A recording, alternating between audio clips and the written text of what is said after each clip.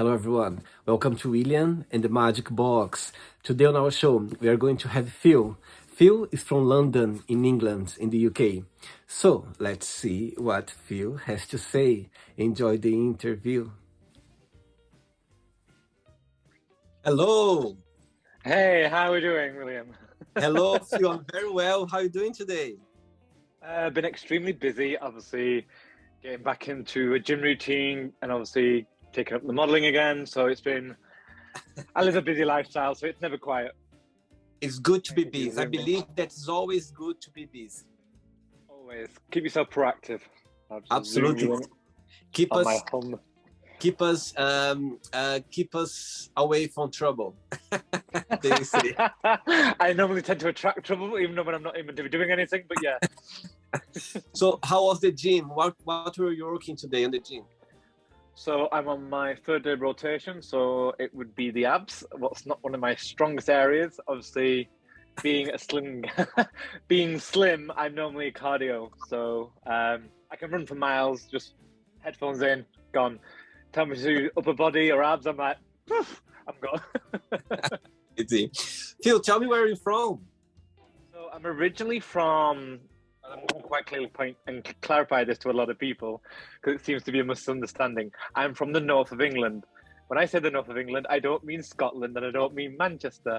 If Manchester is here, it's just a further bit up to a place called Lancashire, is a county. I'm from a place called Preston. So as we say here, Lancashire lad, but I'm actually living in the south in London.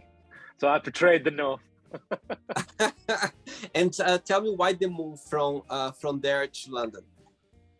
So after serving about 8.5 years in the British Army, for many people who are from the north who could probably verify me on this one as well, is there's not much really as career aspects, and everyone knows the wealth is in the south. And I created all the time after me coming out with my sexuality within the British Army, I created a lot of network within London and foundations. So for me, it was more a viable route to start a new life with. So, and I'm still trying. So how long have you been living in London for? So I left the military in 2015. So about 8 years, coming on 8 years now. So. Wow. And so tell me what you do for a living, Phil. So as my mother used to say, I'm a jack of all trades. I used to do hotel management. I've worked on the club scene. I worked in the adult entertainment industry, what I'm going back into, doing the OnlyFans, but also doing a bit more stuff towards modeling. I do my own talk show, but I do stuff more towards mental health activists. So I talk about mental health and how we can combat that more. And I'm building my own business at the moment, doing social media marketing management, what is helping small independent businesses realize the potential of a social media platform like Instagram or Twitter or Facebook, because a lot of these businesses that are independently run are run by someone who doesn't really take an understanding of social media, and they're missing out on a big opportunity of a revenue coming into the business. Wow, now I know who I'm going to contact now to get the Magic Box a bigger proportion. Well, I've actually set up the platform. Obviously, my official Instagram handle is the Only Phil Rider. Now, obviously, from that on my bio is my business is the Only Promo Homo. It started out as a little joke, thinking, "Ha, promo homo," but then because of such a catchy slogan, it kind of stuck. And thinking, okay, that is going to be my brand name, promo homo, because it's what I love. It's what I love doing, and it actually all started around me being in my hairdressers, and I just took a few pictures for social media, and I said, "What's your Instagram handle?" And he went, "I don't have one." I said, "What do you mean you don't have one? You're a hairdresser. You're in like the heart of Soho." And I said, right, okay, let's change it. And then through lockdown, that's when the idea of building this business came about. And then obviously it's now becoming into an actual business model.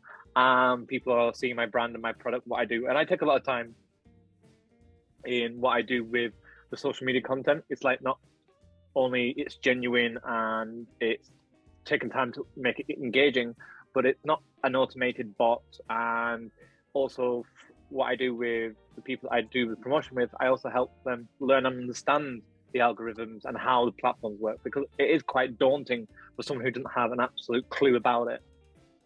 Amazing. Very good. I think nowadays the word is all about social media. It's all about, you know what I mean? It's everything's in there. You know, you can create so much, you can make business, everything is on social media. Exactly. It's actually quite funny that we were talking about this subject now. Is obviously I just talked about it on my talk show this Sunday, and we were talking about social media is such a rocky seesaw. Now, for us elder generation that are grown up with social media, we've come to learn to live with it. But then for something that I've never had the feeling of being in is growing up into a social media world, especially as a child, that cyber bullying and all that lot, what we need to really be careful what we are portraying to our younger generation, what lives should be like. And I always try to get across my social media, and I think it's important that everyone does this as well, is to show a more genuine side, not a fake lifestyle or a lifestyle that you want to live, but show your true self.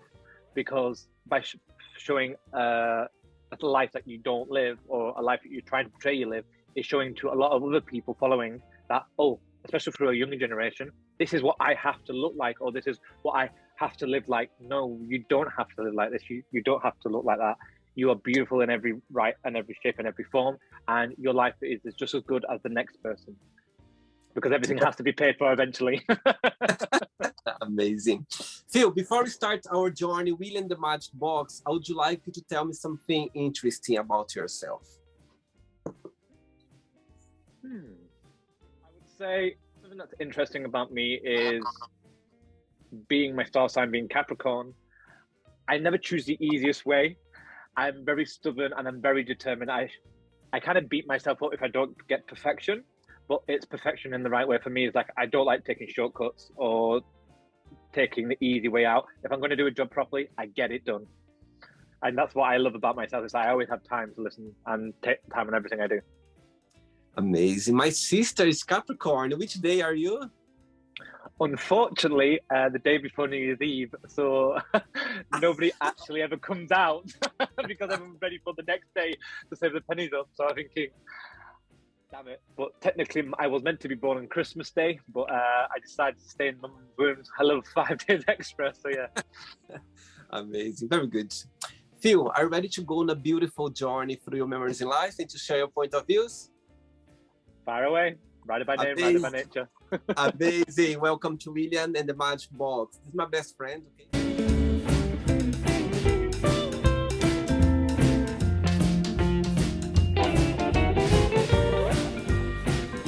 Of random fun questions. I'm just gonna play a song now just for us to move a little bit before the first question. Let's do it. Okay, Phil, so before we start the game, during the journey, if it comes up as a question that you don't want to talk about for some reason, you don't want to answer, I always can change, okay? I'm very friendly. Not a problem. First question for you is, what do you consider most romantic? I think a romantic is when someone gets to know you more on a personal level. I think getting to know, like, not just your general stuff like, oh, I'm buying your chocolate or I'm buying your flowers, but actually getting you to know, like, what is actually your interests and what are your dislikes, and actually doing something to surprise you, kind of thing, but randomly, not just because it's Valentine's Day and the whole world's marketing it, but yeah.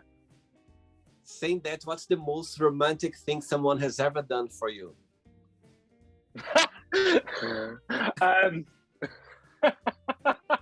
Well, living a single life. I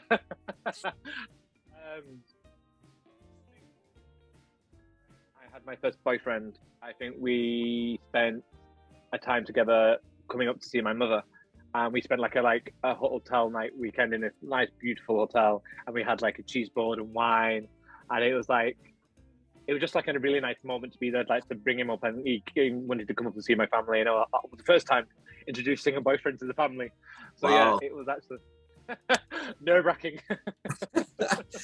Saying that, do you consider yourself to be a romantic person?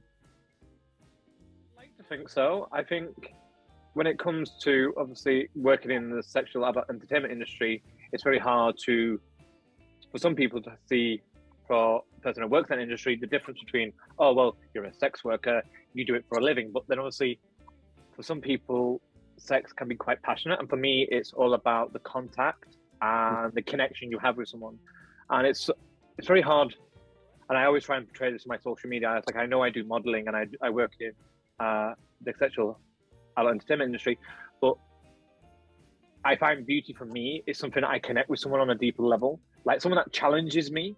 Like, it's not just like someone just sitting there taking all the questions, and then obviously you're just like, you're not having any feedback. I like someone that is like kind of my rival. Amazing. Very good. Next question. Let's do it. Okay, Phil from London. Next question is, what makes you most proud? I think being served in the British Army for after 8.5 years and going through a tour of duty in Afghanistan and having to serve for our belated past queen, it's one of the most proud moments. And having my mum see me on the passing out parade and coming back from Afghanistan, I think that's one of the premium points I've been more proud of, because it's made me the person I am today, and it's made me stubborn in the right ways, determined in the most definite ways, and obviously more open-minded and diverse to understand people and listen to people. Wow. Tell me something, Phil. How was being gay in the army? Were you out at the time, or you're? Tell me a little bit, if you can, about your journey as a gay guy in the army, in the British Army. So it's an interesting you mention this, because obviously when it actually happened halfway through my career, it weren't something I initially just came out openly about and talked about, because obviously infantry is a very masculine role.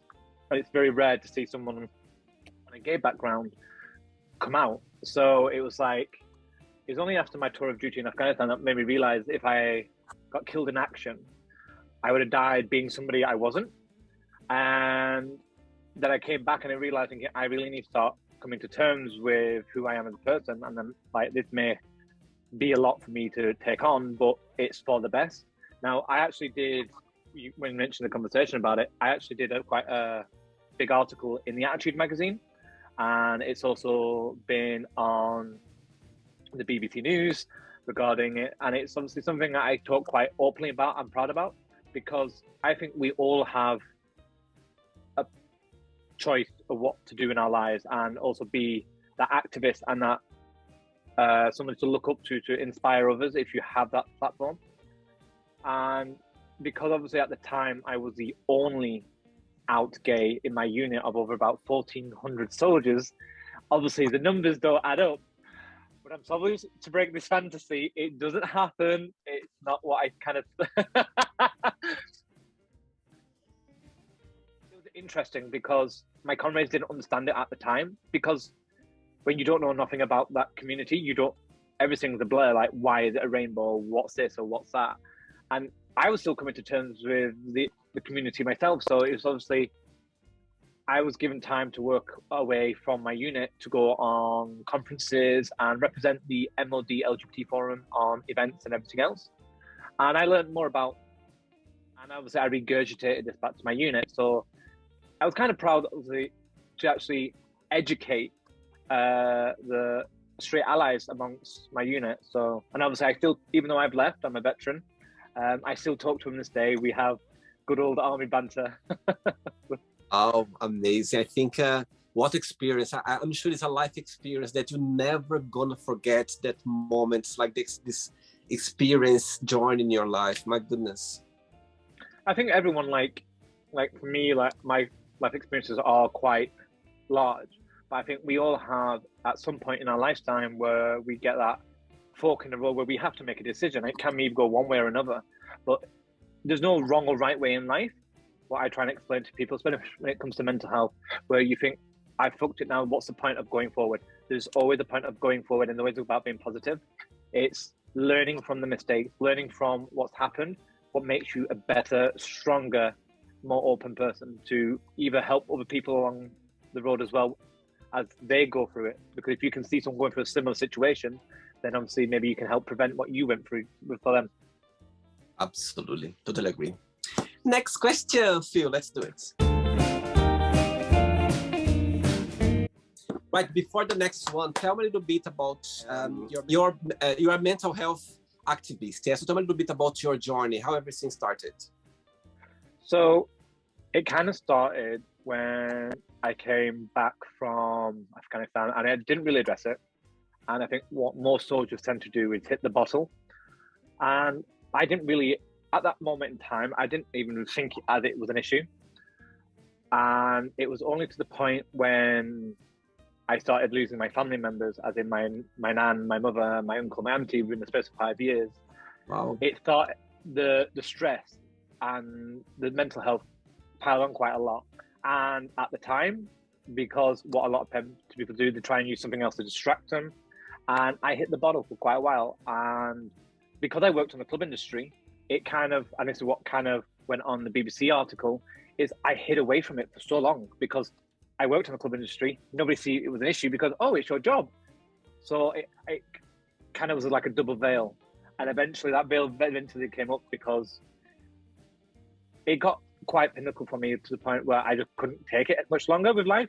I got really depressed. And then a friend of mine showed me another way to move forward. And I started to realize, even though through my mental health, whatever it may be, because when we look at, and it's what I speak on my platform, on my talk show, mental health is just the umbrella.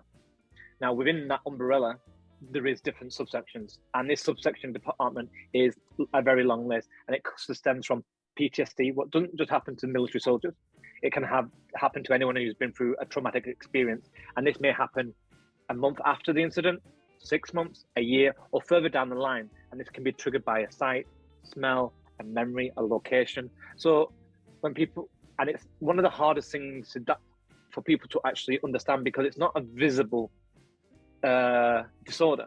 And I don't like using the word disorder because obviously it means that you've something wrong with you. It's an issue that you're going through. An issue means it can be fixed.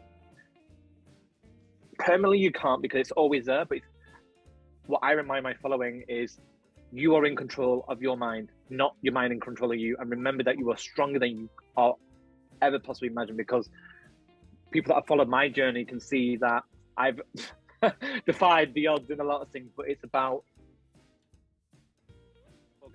say, hashtag you're not alone, reach out, speak out, because unfortunately we live in such a fast-paced life, is everyone doesn't normally stop and thinking the general question, how are you? And we just bat it off saying, yes, I'm fine. But actually, how are you? How was your day? Or rephrase that question and stop saying like a automated conversation. Start rephrasing how we speak to people, because when we start improving our conversation, is we're improving our network. Amazing. Good one. Next question is, who is a celebrity you admire and why?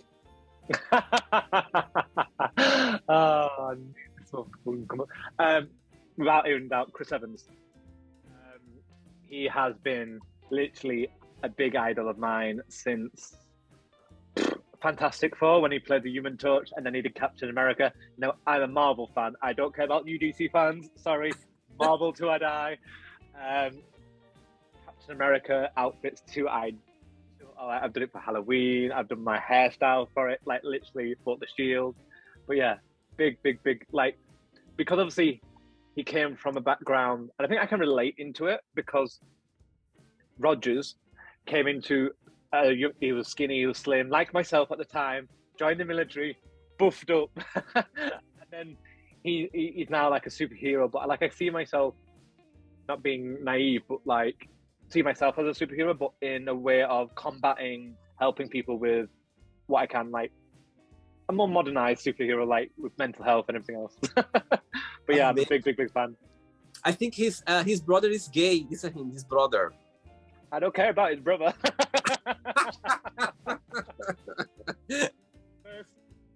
image I have of Chris Evans is literally when he's in the laboratory after they've just gone through a crash, and he starts clicking with the fingers, and he's literally like half naked. I'm thinking, oof. I wouldn't kick him out of bed. Yeah, he's very handsome, for sure. Next question, Phil. Let's do it. Next question for you is, tough question now. How do you think we'll die or how would you like to die if you could choose? Wow. Quite an interesting one. Yeah. A friend joked at mine at the moment because obviously I've been going through with cyber hacking and harassment. Obviously, it's getting quite severe now. Obviously, Apple are not responding to my conversations. The Met are not responding to my emails. They're thinking, is this something, some kind of coup? I'm going to be taken out by government. So maybe, who knows? I've dug too deep. But no, it's actually quite an interesting aspect because we talk about this in the army, especially being out in Afghanistan when you're literally on the front line where you could literally die left or right wherever you take the next step. So it comes about fearing death. It really passes me because for me it's like it's just a part of life. It happens, and for me, I'll be with the rest of my family. But when it comes to how I'd like to die, I would like to think quick. No. I'd rather do it in my sleep. Grow gracefully, I hope. Touch wood. I think that's the dream of everyone. Go to sleep and done. I'll do it with a drink in my hand. Either one, I'm happy. Very good one. Next question, Phil. Let's do it. Before the next question, tell me a little bit, as I can see, you are very open about your sexuality, about you express yourself on the platform OnlyFans. So tell me how the idea started of creating your OnlyFans account. So it's actually started back in 2019 now, obviously not to call out hotel chains, but a hotel chain let me go because they wouldn't give me the time off to see my mental health team. So what was quite disgraceful. So then I decided I need a better line of income. The hospitality sector, as everyone knows, is very stressful. And a friend of mine was having breakfast early hours in the morning at Balance, if we know it in Soho. And my friend had a friend over from Barcelona and dropped in, he used to be in the military. And obviously the gay dream, we all love a man in uniform. And I'm like, do you still have it? I'm like, well, yeah, we always have to keep one set of uniform. And obviously he said, would you do a recording? And I'm thinking, well, I'm quite a confident person. I wouldn't say no.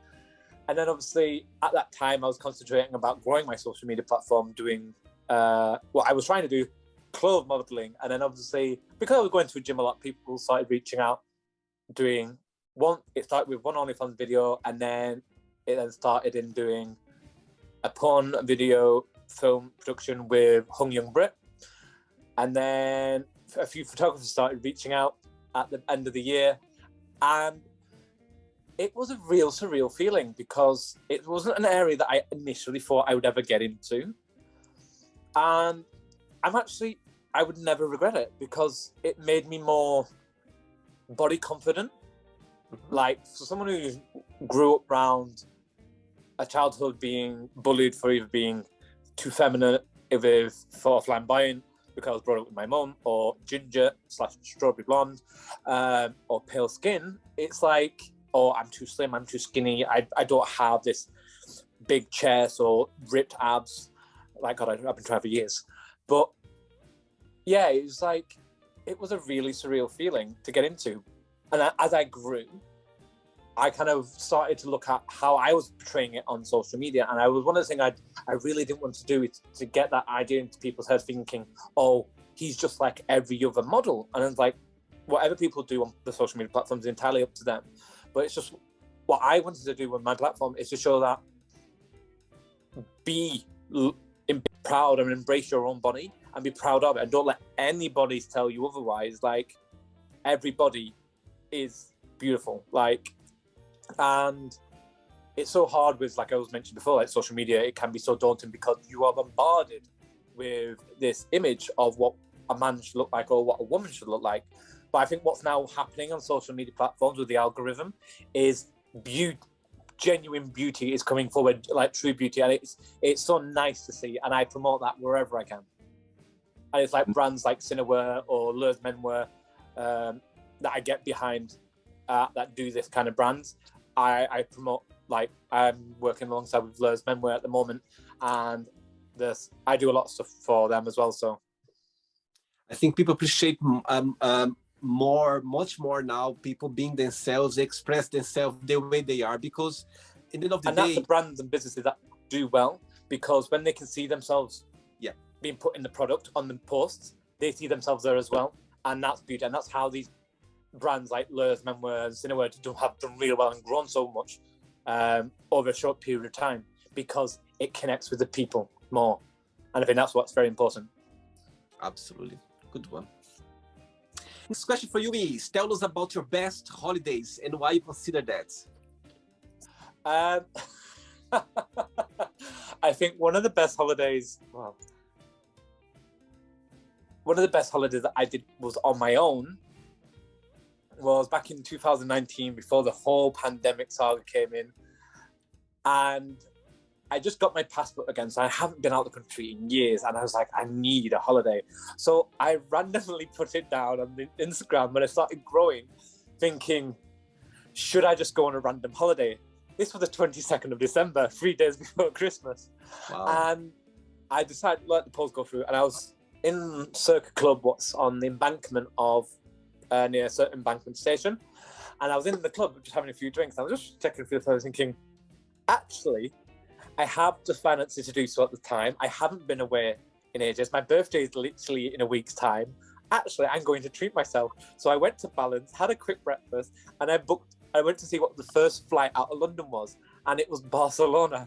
And it was like, I was rushing back to Enfield at the time on the bus, and I'm like, right, literally, I had a bag like this, and that's all I took, and it was boof. First flight, Ryanair, Barcelona. By the time I got landed in Barcelona, I got into a taxi. I didn't speak much Spanish at the time, and I just went heart to Barcelona. What was so funny, what happened next, is because my phone died, I couldn't translate. I got into the hotel, and I asked to take a booking. And then I got into the hotel room, and I'm like taking videos on my social media once I got it charged. And my social media started exploding, thinking, oh my God, you're in the Axel Hotel. I'm thinking, what? Didn't realize the taxi driver dropped me smack bang out of the biggest gay hotel in Barcelona, because the signs do have disturb and don't disturb or please enter. I was thinking, I was like, oh my God. But yeah, it was the most, because I spent Christmas Day out there, and I met some friends from London who came back home for Christmas, and we did El Row on Christmas Day. Now in the UK, everybody's at home. El Row on Christmas Day on the beach. Oh, like literally to this day, best time. And I'm planning, fingers crossed, I may go back again for a second time this year. Tell me something, the sign out of your door, which one there was the most? Please not disturb or please enter? Which one was the most outside your door? Oh, well, it was dependent, because I spent it was mostly please not disturb, because I was doing some recording content at the time as well. But also I was actually, I don't know why I got in the hotel, because I was spending more time out of it, either sightseeing during the day or going partying. And then because I'm like, the cold, the British, we've got it down to a T, we can hack it. So I'm waltzing around in shorts and vests at like 2 o'clock in the morning. People saying, aren't you freezing? Like, no, it's like, I'm from the UK. It's like, oh, what are you doing over here for Christmas? Like, oh, I came here. I'm like, birthday thing. It's like, oh, come, we've all party.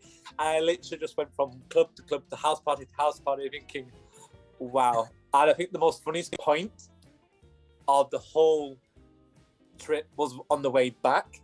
I went out on the morning of my flight. So I had my harness on, and I went to the guy's house, and I woke up, and the guy's like, have you got a flight to catch? And I looked at the time thinking, oh. So I literally chuck on all my clothes, run to the airport. Now, if you know Barcelona, when you go to security on the way out, it's quite short and it's quite open. And I'm realising as I'm stood in the queue, when people start emptying the pockets for the metal detector, I have my harness still on underneath the t-shirt. So I'm thinking, I need to get on the flight, but I can't turn around to get changed in the cubicle. And I'm thinking, this is like a full public area. I'm thinking, sod it, because I'm flying back on my birthday, and I thought, like, sod it. So I take off my top, and I'm like, literally, the woman in the security were literally, she was trying, because obviously all security have to be serious, she was tearing up, because the thing what kicked it off was the little boy in the queue behind me had to say the most hysterical line, like, "Mummy, what's he wearing?" It looks like a dog leash. Literally, I couldn't have gone any redder like I still am now. But yeah, I kind of tried to find the most hidden part of the plane, and I like literally slept the whole flight. But yeah, the most funny, I still laugh at it now, it was absolutely hilarious. Oh, Barcelona. I've never been, actually. I would like to go. I would highly, highly recommend it. It's an amazing place. Yeah, it's everyone. I had a few guests on the show from Barcelona, and it's just amazing. I think it's one of the best places to be in Europe in the gay scene. Well, I was very fortunate to get it the first time round. It's my first time going to Spain in general, so I've never been to anywhere else in Spain. So the fact that it was the first flight out of the first flight out of London, yeah, it was. I had a really good time, like one of the memory books. Amazing. Next question, Phil. Let's do it. Next question for you is, what's your favorite TV show? That's tricky because I've got like literally all the Prime, Amazon, Netflix, Disney. I've got them all. Actually, no. I'm actually going to give it to this. If you've got an Apple TV Plus subscription, I would say C. Mm-hmm. Now, it's not something like Game of Thrones or Ring of Power or House of Dragon. They are good in their own way, but for an Apple TV series, it's sensational. And there is a lot of good series on there, but it's got Jason Donovan in, and the way it's done now, I won't spoil the whole series, but it's basically about we come to a point where technology has ruined the world, and then the world has reborn again, but without sight, and everyone is blind. Wow! But sight is slowly coming back to the world, and it is such a well-written series. It's very well done, and the fact that it's very, if you like guts and gory, it's like Game of Thrones. Yeah. But then it's also it's like Iron Legend as well. It's like it's based on the future going back to be prehistoric times, but trying to preserve life and bring it back about the darkness. So yeah. Amazing. And as you mentioned about the past, which one did you like the most in the past? Well, in the past, so I'm a big sucker for comedy. Now, I'm very OCD for this as well. Now, I love Big Bang Theory.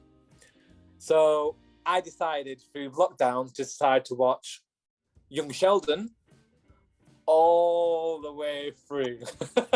And obviously, Big Bang Theory has been going for so long, but I think that program on the comedy front is amazing.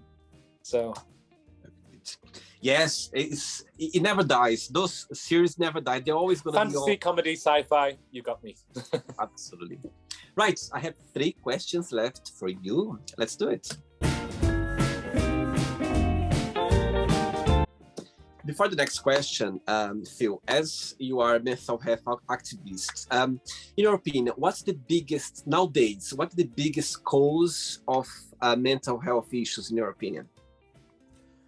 I think the biggest cause of mental health is one of the things my granddad taught me as a kid growing up is communication and education are the fundamental pillars of society. And if we can't do this, everything else that we try and build on would fall apart. Now, when it comes to mental health and someone who's been through this journey, is we don't reach out. We don't create opportunities where we have chance to talk properly. And I'm not talking about going out to a nightclub. I'm talking about actually creating a meaningful time where you can actually talk with a friend. And I know it's hard for some people to connect, but locking yourself away is one of the biggest negatives, because by locking yourself away, you're only just pushing yourself further down that hole. And to let anybody who's watching this now is you are never alone. Everybody goes through the same thing, but at a different point in life. Never be shy or scared or timid to reach out or ask for help or just ask for advice, because I guarantee you, I know this with a hand on my, there'll be someone out there that's been through that journey themselves, and there will be no question or doubt that they will stop and help you. And I think that's one of our biggest, especially in the gay community, as being males, that we feel like it's a sign of weakness. It's not. It shows that we're human and that we have a heart, we have feelings, and that we need to look after them as well as our health. Our mental health is just as important. Amazing. Wow, love the message. Next question is, what do you think are the best traits for a person to have? Ooh. I think someone, as I was mentioning before about the ideal date, I think someone that is not always straightforward, someone that is like a labyrinth. Because for me, I like to be always kept on my toes. I like someone who is passionate about traveling and wanting to learn, because I think that's very important, because we're always learning and we should never shut off the tools. Like I'm learning Portuguese right now to help me break down the languages between my network of friends and find out what they're gossiping about. Oh my God. And why Portuguese? Well, it's funny to say. So I do have a large network of Brazilians and people from Portugal, and I know people from Spain also sound Portuguese as well. So they're very similar to the language, but also Brazil is actually one of the places on my bucket list where I would love to go. And I would like to actually go through from Sao Paulo to Rio de Janeiro. And just to clarify everyone this, Brasilia is the capital, not Rio de Janeiro. So many people, because obviously the media just thinks Rio is the capital. It's not. Yeah. It's Brasilia. Brasilia is the capital. So I would like to actually go traveling, because obviously what I've seen and I've heard through photos and videos and reels and social media, the food, I love Brazilian food. I love Brazilian music. I love Brazilian culture. It's like, I know if I go there, I'll probably never come back. But yeah, that's probably why I'm learning. I need to get it now. That's what I mean. That's funny, because I have a few friends, in Europe, and they tell me, William, I'm afraid to go to Brazil because I'm afraid not to come back anymore, to be able not to come back anymore, because it's going to be quite hard. I think for me, because obviously I did a lot of traveling with the military, I'm never scared of jumping on a plane or going to somewhere new, because it's just like home, because I've never really rooted anywhere apart from London now. It has become my home. But now I've come into my mindset where I'm ready to fly the nest again. So I'm always looking out for a new adventure. So far, what's your, let's say, favorite Portuguese word? Portuguese word. So it's actually quite interesting, because obviously the similarities between Spanish, what I've learned briefly, to what I've learned from Portuguese is obrigado. I just think the way it sounds as a word is really nice, but then amor, so obrigado, amor, tudo bem. I just, like I said, the language in itself, the way it's pronounced is really nice. So, but obrigado is really nice. Obrigado. Bom dia. Bom dia. Boa noite. Tudo bem, amazing, I love it. 2 questions left for you. Vamos lá. I'm going to say in Portuguese. Instead of say let's go, I'm going to say vamos lá. Vamos lá.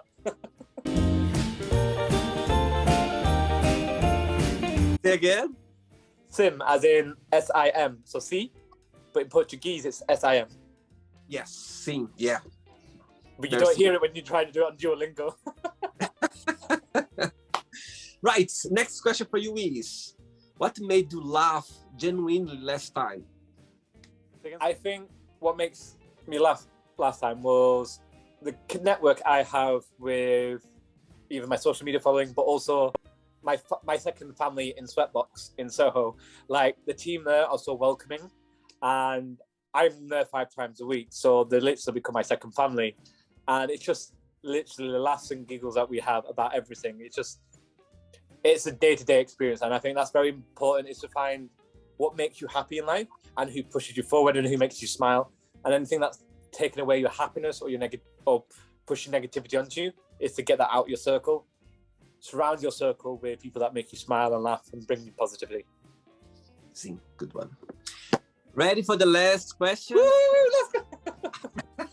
let's go. Let's do it. Right, but before the last question, tell me a funny or a moment or a challenge, something that you went through during your journey in the army, something that you're never gonna forget for some reason, something maybe challenge or something maybe emotional, something beautiful that happened to you during your journey over there. Well, I think one of the things what I talk quite a lot about now, and I leave it as a prominent reminder, is I went through a really bad time during lockdown. Unfortunately, because of a very bad landlord, I lost my home. So I lost pretty much my whole entire life, and I was homeless for a long period of time. But it was from the spirit of my family that my training from the military combined for, no, don't give up. You're a northerner. Your mum brought you up to be better. Pick yourself back up, no matter what. Keep pushing forward. And now that I've come to a point that I'm fighting back and I'm back on my feet, but also what is really comforting is the messages that I get from people on social media. What encourages me, what I do now every single day on my social media, is that I'm changing people's perspective, and I'm also helping people reach out and saying, you really helped me motivate myself to be a better person, like help myself. Like, I try and encourage a lot of my social media about bringing positivity in everything I do. So either I'm talking about mental health, or I'm doing my towel dances, what's happening tomorrow. People helping, just bringing something that makes someone smile is really important. And I think the truth, like, as cliche as it sounds, you only really know true happiness when you've been in true darkness. I've been in the deepest hole, but now I've got out of it. I'm now helping and supporting, and I want to do so much more to assist and be more of an advocate and an activist towards mental health and helping people that go through these bad times. Because I think it's everyone's responsibility that we look out for people in our social circles. Sure. Last question for you is, if you were in a circus, which character would you like to be and why? If I was in a circus? Yeah. Greatest Showman just popped to my mind. Straight away, front and center, the circus leader. Like, obviously, being in the military, Capricorn being a born leader, it's natural. But obviously, I do love The Greatest Showman as a musical as well. So yeah. Amazing, very good. Right, so the end yet. Okay, let's play now the word association game. I'm going to give away some words. Just tell one word that comes to your mind. Quick thinking, okay? Okay, go on. So, I hope you are enjoying the interview. Before we do the word association game, don't forget to give a like, don't forget to share this video, and also don't forget to subscribe to our channel. Just click on the button right there. Thank you so much and enjoy the word association game. One word for money. Money, government. Family. Love. One word for life. Experience. How about sex? Wild side. Me. Love. Take it, sorry? Love. Love. Compassion. Religion. Division. Politics. Corruption. Fear. Overcome. Friendship. Forever. Desire. Lust. Regret. Say again? Regret. Work on point. Success. Hard work. Wish. Dreams. One word for happiness. Never ending. One word for London. Chaos. And that's the best word for it. Absolutely. The word, There is the beauty place in the where you, chaos. the place where you were born was Lancashire, isn't it? You said Lancashire. Lancashire. I'm originally from a little village called Longridge. Okay. Of like at the time it was a village, now it's a town. But that's in the northwest, where it's the Red Rose County from. Ah, interesting. So tell me one word for your village where you were born. One word for my village is community. It is a proper community. Even though some people are quite nosy, everybody knows everyone's business because you can say one thing at the beginning of the day and the whole village would know. But it brings back memories for me. Like, I haven't been back home to that village in a long time, but there is a lot of good memories and times there. Right. And the last one now, mental health activist, one word. Everyone. Good. Let's pretend now I'm going to meet your best friend for a coffee, and I'm going to ask your best friend, tell me the most beautiful thing about Phil, and tell me something that he still needs to work on, to improve on. What your best friend would say?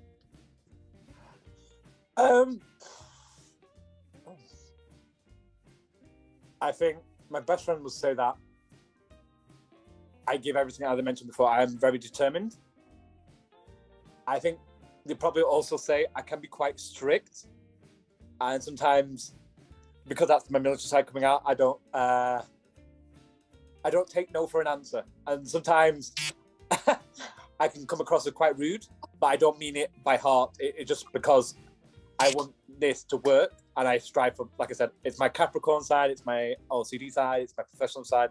But when the work, as we did it doing the military, once work's done, I'll play, we go and drink, go party, everything else is done. So yeah. Amazing. Let's play now, Phil and the Magic Box, and you can ask me a question. But before that, let's play the music one more time. Ah! But actually, before you ask him the question, tell me a little bit about your talk show.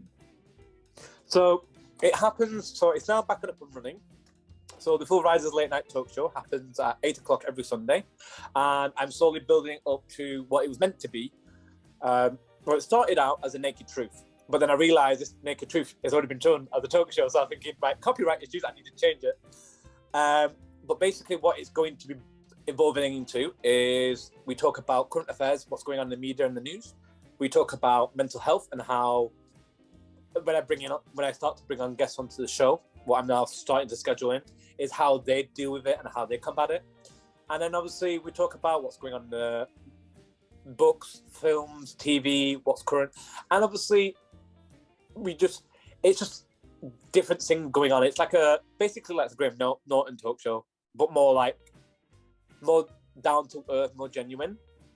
Mm-hmm. And just talking about current matters, what everybody's thinking. So, and I think this is really important as for myself as I grow with my platform, is to engage with my following. And I know so many, and this is not calling anyone out, and I don't want people to think I'm being either bitchy or catty, but you will get some people's lives that they'll just stand there and they'll do their own talk show or they'll do their show and they won't read any or reply back to any other comments. And I'm thinking, you might as well just had a private conversation with them. Like, the whole point of social media is to interact and communicate. Why are you literally turning off the way that people can reconnect with you? So that's the whole point of the talk show, that it's a way for my followers and all that have any questions about me or want to know what's going on, or we want to talk about stuff. It's for them to connect as well. And if they want to reach out and just want a piece of advice on anything, I am all ears, because I think it's always important that we listen to people as well as just regurgitate. And I talk quite a lot about a lot of things on my social media throughout the week. So Sunday is a nice way to recap. And as I always say, new week, new ventures, new challenges. So it's a nice way to press that reset button and get ready for a new week. Very good. Good one. You can ask me a question now, Phil.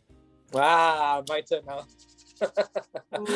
So because obviously I'm a mental health activist, and it's one of the things I talk about to all my guests that come on my show, is what was one of the biggest mental health challenges that you found during lockdown, and how did you overcome it? Or if you were still going through it, how did you tackle it? Beautiful question. I love that. I love the question. I'll tell you something now, Phil. I'm kind of person that I'm always on the go, like you. I'm always like in the gym. I'm working cinema. I love being out. I love being productive. I love being creative. I love being doing things. Yeah. Before the lockdown, I was going home literally to sleep. Literally, I was going home literally to sleep. I was always busy with something, working, and I love that. Yeah. But when the world went upside down and everything kind of locked, even my friends who knows me very well, I remember they were calling me, said, William, you're going to be fine. Are you okay? And I was like, oh, no, I'm fine. I'm going to deal with that. But actually, I didn't. I wasn't fine. I found myself in a very dark place because first, the world, literally, the uncertainty was, around. Nobody knew what was going on. And I was literally alone. I couldn't see my closest friends. I couldn't go to the gym. I couldn't go to the cinema. I couldn't do things that I was doing very often. And in the beginning, I thought, okay, I'm going to go out for an hour to run, this and that. I'm going to find my way. But actually, no, it wasn't like that. I found myself in a moment where I was feeling anxious. I remember one moment when I called a friend of mine. I said to him, look, I'm just reaching out because I'm not feeling well. I don't know what's going on with me. I'm not recognizing myself. I remember that day. And talking to him, I kind of calmed me down a little bit. But I literally find a ways to, I think it was so beautiful during this challenge time to see people being creative online, like doing sessions online, like gym sessions. Not just that, but people express themselves, helping, as you said, helping other people as well somehow. Showing their vulnerability, showing things that they were going through, and through that as well, I found myself in moments where I could connect with people as well. And actually, it was very dark, but at the same time as well, I must say, this idea of the magic box came along during that time. And I'm so grateful for that dark period. As you said, you went through a lot of dark times to be where you are right now. And I must say, Phil, I'm besides the sadness that the world faced, everyone around the world, with people losing their love, people that they really loved. It was sad to see, but at the same time as well, looking the other way around, it was very beautiful to see people surviving somehow, find a way to survive, find a way to express themselves, find a way to connect with people, to help people as well. It was so beautiful. I remember people clapping at 8 p.m. It was so powerful. So what was the key thing for you pushing yourself forward? I think for me, the key was working this project, and it was the moment where I found myself writing questions, creating the show, doing some research, how I could connect the show, how I could call the show, which music, how I could contact people, how I could organize the format. So that's what put myself in a direction where I was busy with my mind. As I said at the beginning of the interview, it's good to be busy. And so the Magic Box put me in a place where I literally forgot about the world out there, and I was literally organizing everything about the Magic Box. So that's for me was the moment where I realized that even though you are closed in a place, but you can do so much, you can literally do a lot. And that's how I found things about myself that I never kind of saw before. It's kind of an epiphany moment, isn't it? Yes. And I was like, my goodness. And not just me, but so many people around the world that they were doing things that they never thought about doing it before. That's things I never thought about one day doing that. And this is what we're talking about now, is one of the key points why I do the talk show.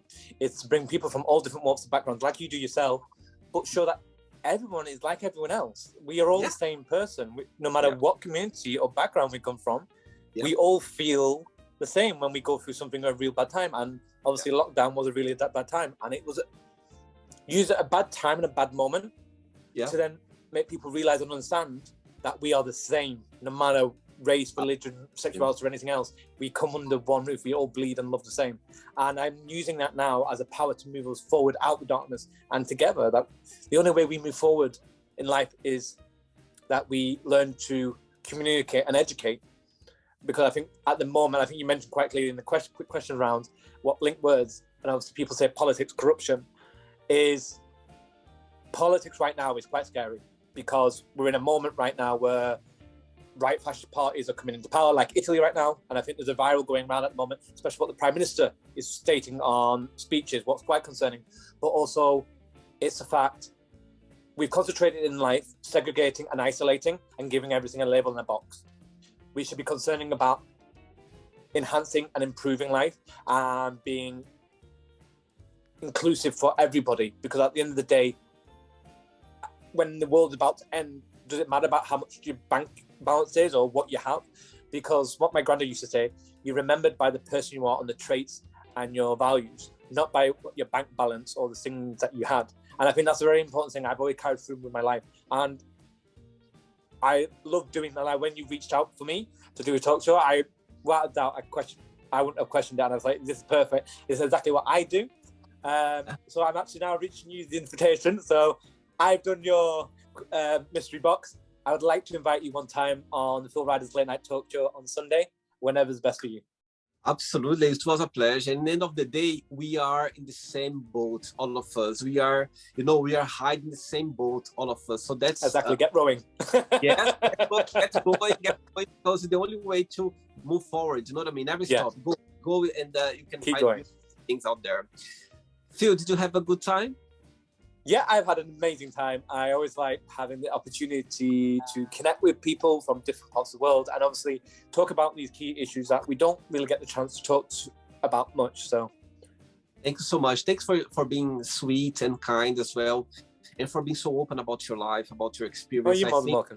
As you said before, just listen. Imagine people watching this interview now, and you read different topics, and sometimes, as you said, people just listen to other people that they've been through situations, or maybe nice, beautiful, or challenge as well.